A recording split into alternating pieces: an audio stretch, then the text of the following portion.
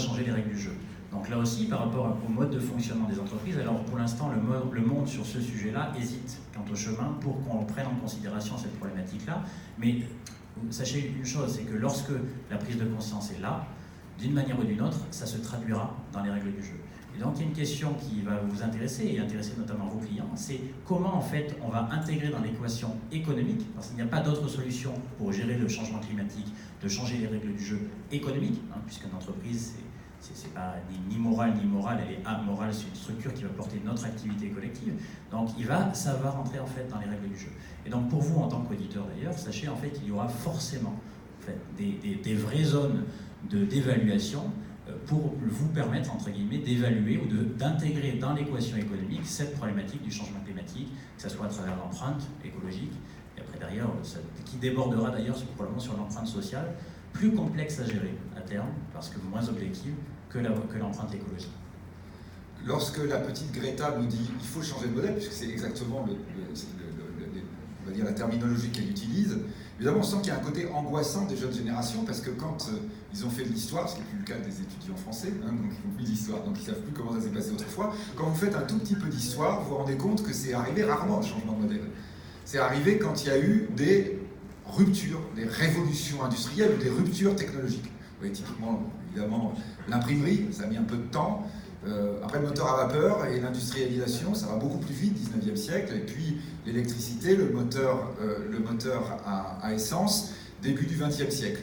Là, vous avez des changements de modèle très profonds. Un changement de modèle, c'est notamment une rupture très très profonde dans la façon dont on envisage la valeur économique. C'est avant, vous aviez le cheval, tout ce qui tourne autour du cheval, qui était absolument crucial, qui coûtait très cher, c'est-à-dire qui valait très cher. L'avoine, ça valait très cher parce que c'était la force motrice principale sur laquelle s'appuyaient toutes les civilisations. Ferrer des chevaux, c'était une activité qui était super rentable. 25 ans, 30 ans après, je vous dis, fin du 19e siècle, années 20-30, ça a complètement été bouleversé. C'est-à-dire, le gars qui était maréchal ferrant est devenu pompiste. Et vous voyez, quand on dit ça, ça veut dire que c'est quelque chose, inimaginable quand vous êtes dans le monde d'avant. Et quand vous êtes dans le monde d'après, c'est inimaginable, on ne se souvient plus du tout comment c'était avant. C'est-à-dire, le cerveau humain, là, de ce point de vue, quand il y a des grandes ruptures comme ça, se retrouve devant, on va dire, une incapacité absolue. C'est celle de se projeter dans un avenir tellement différent qu'il n'a plus aucun repère. Et pour le coup, une incapacité salutaire, c'est de dire, je ne garde absolument aucun des éléments du repère ancien quand ils sont plus utiles. Ça ne sert à rien de savoir le prix du picotin d'avoine quand votre seule question, c'est de dire combien coûte le litre d'essence. Bien sûr, vous pouvez garder sur votre téléphone portable le prix du picotin d'avoine, mais très rapidement, vous dites sincèrement, il faudrait mieux que je libère de la mémoire vive. Nous sommes à exactement le début de cette période. Absolument. Et alors, ce qui est intéressant, c'est qu'en regardant, alors l'histoire se répète rarement, mais rime souvent. Toujours avoir en tête cela. Et donc, cette notion de... On va prendre l'exemple d'une révolution technique majeure qui, effectivement, a fait disparaître la plupart des métiers pour les réinventer. C'est-à-dire que ça, on adresse le même besoin, mais différemment, parce que la technologie nous le permet. Fin du 19e, c'est passionnant.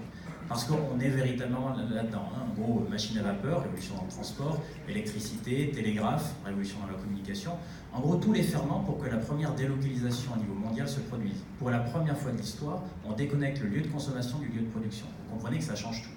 Alors, si je reviens à cela, c'est parce que ça va générer en fait un changement de modèle absolument colossal. Mais on voit le point B, on voit le point A. Ce qui nous intéresse, vu qu'on est au milieu, c'est finalement comment on y va. Et ce qui est intéressant lorsqu'on se projette dans ce moment de l'histoire, c'est que finalement, il y a deux exemples assez caricaturaux, assez différents de la manière d'adresser ce changement de modèle, cette recréation de modèle. Et ces deux exemples-là, c'est la France et les États-Unis. Alors, pourquoi? Parce qu'à la fin du 19e, on va dire que toutes ces révolutions technologiques ont fait disparaître un certain nombre de métiers, ont provoqué beaucoup d'investissements, ont provoqué beaucoup d'emplois et donc beaucoup de croissance. Tout ça a créé beaucoup de croissance, jusqu'au moment où la croissance commence à se tasser. Et en fait, tout change. À partir du moment où, en gros, vous vivez dans un monde dans lequel la taille du gâteau à se partager commence à moins progresser naturellement, eh bien les choses se tendent. Et donc c'est là souvent, en fait, où la question fondamentale, c'est est-ce que la taille du gâteau à se partager va se stabiliser indéfiniment ou est-ce qu'elle se stabilise parce que je n'ai pas été encore en capacité de réinventer mon modèle. Et alors, comment ça se traduit ça, concrètement? Si vous prenez la fin du 19e, instabilité politique, instabilité géopolitique, tension sociale, avec l'émergence du syndicalisme, à l'époque terrorisme, d'origine différente, mais terrorisme d'origine anarchiste. Tout ça ne voulait dire qu'une seule chose, c'est que l'opinion publique, consciente ou inconsciente, exprimait en réalité une frustration d'un modèle acquis du passé qui n'était plus adapté en fait à ce que devenait l'époque. Et donc face à cela, il n'y a que deux solutions. Soit vous vous cachez derrière votre main, en gros, vous n'adressez pas ce sujet, vous ne posez pas le diagnostic que le modèle sur lequel nous restons et nous vivons aujourd'hui est devenu obsolète, et donc vous risquez quoi? Une rupture. Ça a été le choix d'un des grands pays du niveau mondial à l'époque. Soit vous posez le diagnostic et vous posez le stylo et vous recréez tout. Et alors ces deux pays qui ont eu des réponses diamétralement opposées sont les États-Unis d'une part et la France d'autre part. Et ça permet de faire tomber une forme d'idée reçue qui finit par être lassante, qui est celle de dire que la France ne sait se transformer qu'en coupant des têtes. L'époque actuelle ressemble essentiellement moins à la Révolution française qu'à la fin du XIXe siècle. Et à l'époque, la France a été une lumière. Parce que qu'est-ce qui est né au début du XXe en réponse à ces tensions multiples, sociétales, économiques et de tous ordres, et géopolitiques? Qu'est-ce qui est né? La loi 1901, la loi 1905, face à l'incapacité du système financier de l'époque, par exemple, à financer l'activité réelle. Qu'est-ce qui s'est passé? Eh bien, les acteurs se sont organisés. Comment les agriculteurs, qui étaient une activité à l'époque encore très importante, se sont organisés? Bien, c'est à ce moment-là que se créent les coopératives.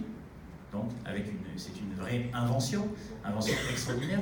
Face à l'incapacité du système financier de l'époque à financer l'activité, qu'est-ce qui se passe? Les banques mutualistes, voilà, Crédit Agricole, Banque Populaire, etc. Donc les secteurs d'activité se sont organisés pour répondre à ce nouveau besoin parce que le modèle d'avant n'y répondait pas.